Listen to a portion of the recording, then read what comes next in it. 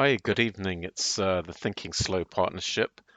As you may know, we've been looking at various aspects of the government's response to COVID. So we've been looking mainly at sort of the maths and the science side of this, but also had a very interesting session on this sort of ethical questions around what's going on essentially.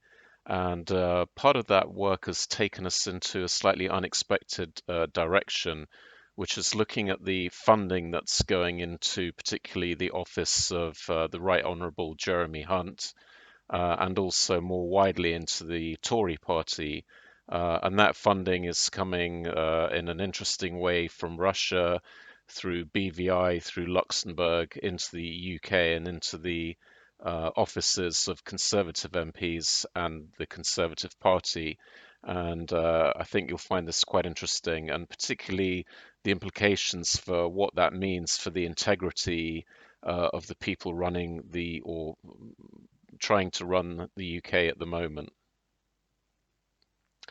So, starting at the beginning, the reason we started looking at this is the statements that Jeremy Hunt made about vaccinating children, which we found fairly shocking, knowing what we know about the relative risk to children of COVID and the relative risk of the vaccine.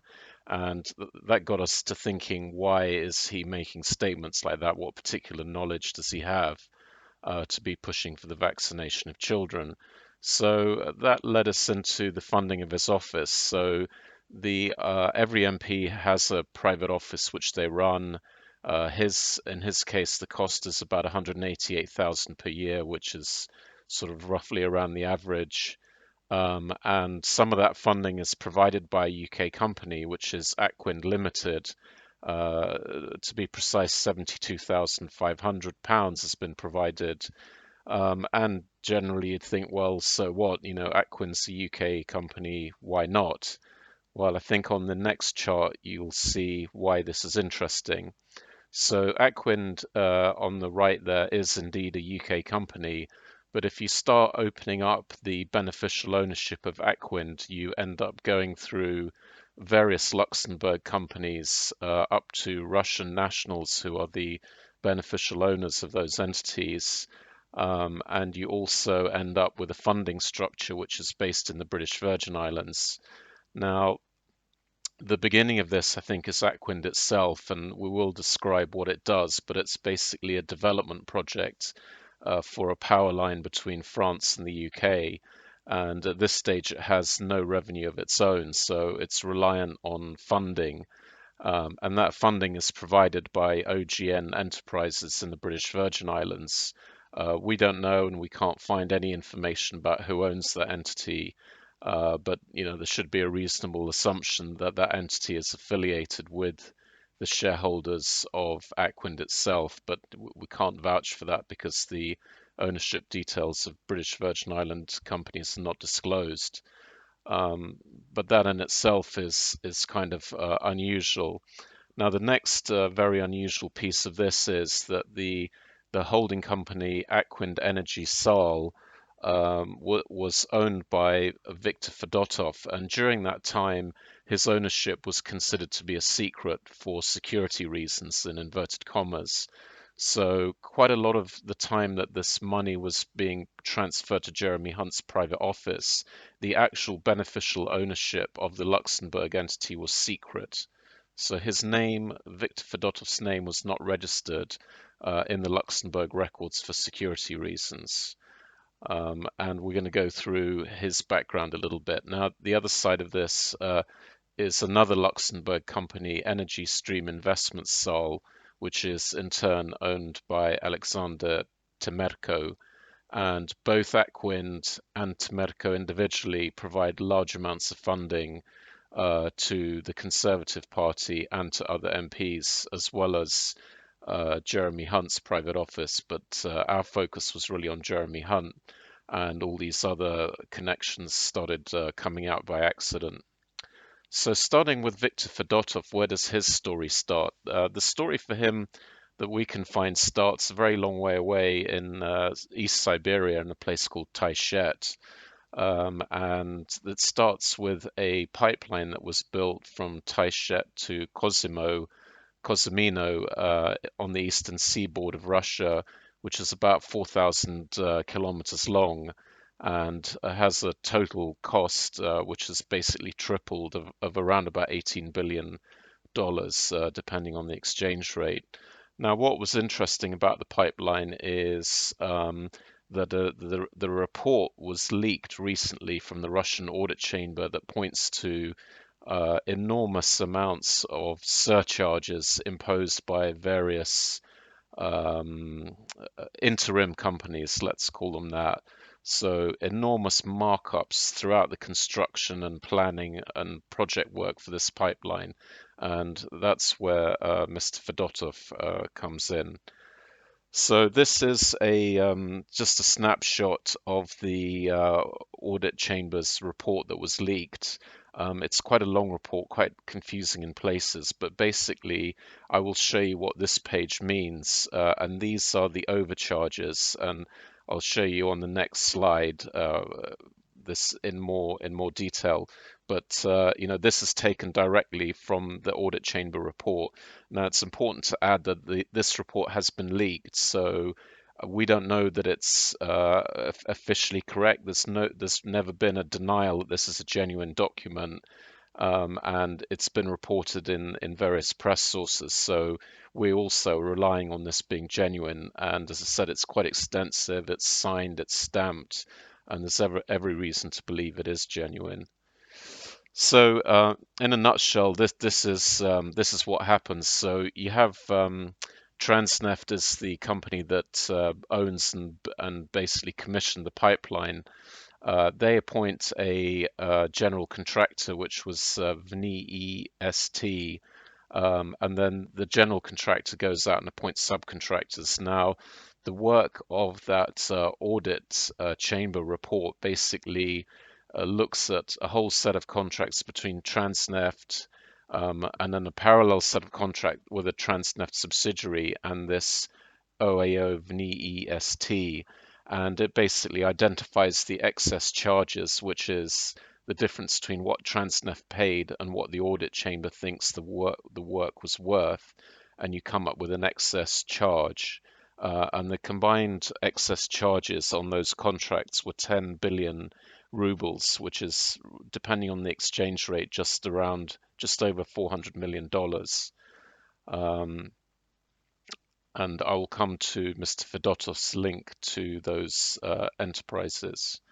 There was then further on in the Audit Chamber report another set of contracts, which was for construction work, and those contracts were with P Set SPb, and again a similar kind of story that the Audit Chamber thinks that the award of the contract was unusual because this company P Set didn't really have the capability to perform on that contract, and it just hired out subcontractors. Now, for one part of the work, the Transneft cancelled that part of the work and re-awarded that contract with a resulting 97% reduction in the price. So, in sort of theory, 3% of the money paid to this contractor was for actual work done, and the rest of it was overcharge. But that's a theoretical calculation. Now, the important thing about this contract and the previous contracts is that the audit chamber um, were quite concerned that there were really no tenders carried out for the VNI EST contracts. And also, Transneft had internally its own project company that could handle that kind of work. And it basically, the audit chamber concluded it made no sense to appoint an external company which performed the same work at a much higher price than would have been achieved using the internal subsidiary. So, I mean, those are all black and white conclusions in that audit report. We can't comment on whether it's accurate or not, but those are the conclusions. And Mr. Fedotov was the chairman both of NEST and IEP Set St. Petersburg. So here's quite a long and a very good article in the Bureau of Investigative Journalism. And one of the reasons we're bringing this up today is that this article is it's got quite a limited circulation because it's quite a specialist subject. But I'm providing a link to this. Very much recommend reading this link because it's a very well written article, and I know some of the people involved who are very, very thorough, and I'm certain everything in that article is correct. So, and then we move on to the next individual, which is Temerko, and he's been involved in a number of positions while he was in Russia, but probably the height of his professional career was the number two man on the management board of Yukos, and Yukos used to be Russia's biggest oil company.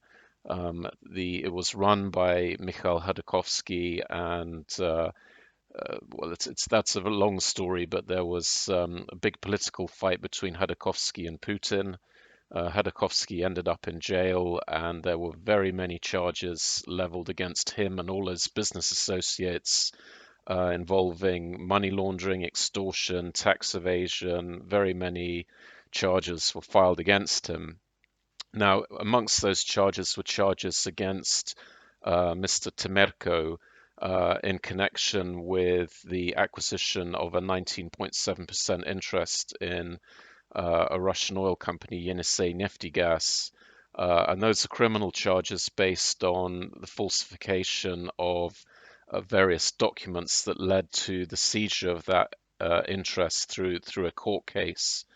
And the Russian authorities have asked for the extradition of Mr. Temerko, and that extradition request was denied. And we've been through the papers of the Bow Street Magistrates Court, and the decision to deny the extradition is written there would be he would be prejudiced at his trial and punished and detained by reasons of political opinions. But importantly, it's also necessary to note that that's not a factual finding. So the judgment there doesn't cover the facts of the case in question. It covers the extradition was denied based on those political reasons and not anything to do with the factual merits of the case or otherwise. So, and then just a few words on Aquind. As I said, it's a project company that is looking to build a interconnector between France and the UK. Obviously, a project like that relies on a lot of permissions. You need all kinds of government permissions, authorizations, planning permissions, grid access permissions. So, the fact that that entity is funding many MPs and the Conservative Party is kind of worrying, and that's a side topic of its own. There has been a lot of coverage on this question, but I think for us it really boils down to, we're starting to get now into the questions of integrity of our party of power, and the integrity is based on the rules around accepting money. For anyone normal, like a bank or a business, you can't just accept money from anyone. You have to basically know where it comes from, and that's the sort of know your customer KYC requirements. And without going into a lot of detail, the sort of bottom line, this is taken directly from the government's website. If you have doubts about a customer's identity, you must stop dealing with them until you're sure. There's then another level of questions, which is what are the source of the funds? And I think just going back to that structure, which I can pull up again, you're looking at multiple layers of company in Luxembourg, looking at Russian nationals based in Monaco. That's the case of Mr. Fedotov, who has a Monaco correspondence address. You're then looking at the funding of that UK company coming in from the British Virgin Islands from an entity where you can't establish who the owners are. So there's no way normal people or businesses or a bank would be able to really cope with that, I don't think. So the idea that that money is coming into the Conservative Party and then to specific MPs, I find completely mind-blowing, essentially. Um, and what I'm talking about here is not a secret, really. Once we started looking at this, we found various bits of work that have been done on this, and identified as a problem, having money coming in from a UK company where you don't really know, what's behind that company, or you can't verify completely what the source of fund is. But from the Westminster point of view, this is just a technical loophole that, because the funding of party funding is not regulated by the FCA, all of those sort of KYC, anti-money laundering requirements don't come into play, and that's a shame, isn't that a shame? But let's tidy that up in the next iteration of legislative changes. But this is kind of shocking from a integrity perspective, not some a loophole in some regulations that needs to be tidied up. I think most normal people would find this kind of mind-blowing, to be honest, at least the people I've spoken to, and at least me personally as well. I found it stunning that these arrangements are in place. So then, just before we leave Mr. Hunt, another great mark on this gentleman's CV is the fact that he had to return £9,500 in expenses for misrepresentation of the rules, and that was admittedly a long time ago in 2009. But I'm just wondering what kind of organization, any of us could be in where we've had to refund thousands of pounds of inappropriate expenses, and that doesn't seem to have any impact on the career path. And actually, at one point, Mr. Hunt was in the frame for leading the party, even after this had happened. And it really is a different world, I think. Certainly where I've been working, this is impossible. I mean, if you do this, you're done. I mean, you're finished. It's not a question of you can go on, become Secretary of State, potentially lead the party. Once you've been found taking expenses that you're not entitled to, that you then have to refund. And, I think this is a subject that we raised with Reverend Jamie Franklin, the total lack of integrity of these individuals, and that this is something we've allowed to happen, and it's now considered normal there, whereas I think for many of us this is not normal. So just wrapping up then, um, as well as all the questions on the funding, what does this funding mean? What do these funding structures look like? We also now know, following what's been going on with the vaccine passports, that many of these ministers lie incessantly. Of course, we've had blanket denials that there are any kind of moves to have vaccine passports from Gove and Sahawi, and lo and behold, we're moving towards vaccine passports. While Hancock, he had his ludicrous affair, but I think actually for me personally, it was the statement where he said that no, vitamin D does not have an impact on treating COVID when there was actually no such study. It was a complete fabrication, a complete invention. These people, for my money, are morally bankrupt and are actually dangerous. And you have that also through the data. All the data that we've analyzed on COVID has been manipulated, basically everything overstated and manipulated through twisted definitions and through manipulation of the cycle threshold on PCR testing. So essentially, these are crooked, misrepresented numbers presented by crooked individuals.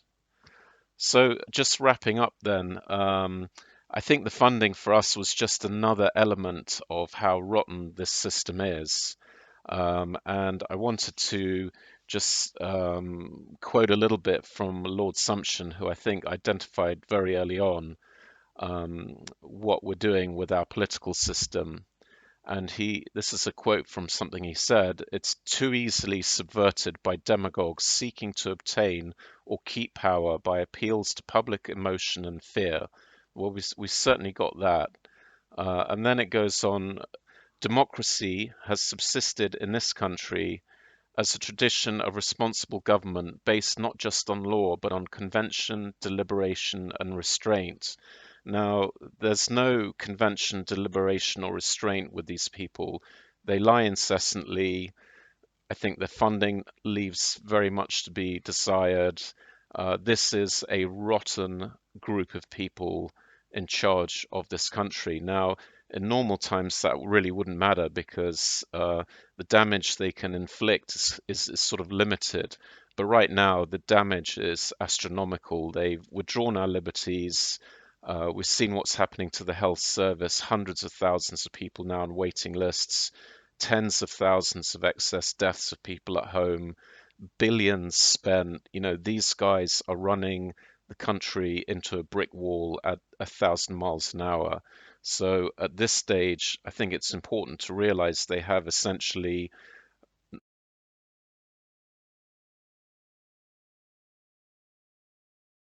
as far as I'm concerned, they have very little moral standing. And I think many of us have understood now that the only way we're going to get out of the mess we're in is basically non-compliance with unreasonable legislation and unreasonable demands coming from people who, frankly, are totally untrustworthy. And that's the end of this episode. I hope you find it reasonably interesting. We might well do a follow-on this. These are some of the links to the materials. So again, I put a caveat at the beginning that we have relied on these sources and assuming them to be correct. We're not giving warranties or representation on the accuracy of these sources, but we're working on the assumption that they are correct. So please look at them, especially the Bureau of Investigative Journalists. That's a very important article that I think everybody should read, and I think everybody will be surprised about. And also, just wrapping up, I don't see this as a particularly party issue that we should all run off to the Labour Party and vote for them, because there's very many questions about what they get up to as well. I think this is really a big picture question of how rotten our democracy has become and how that's reflecting itself in very dangerous mismanagement of the country. Thank you very much. Good evening.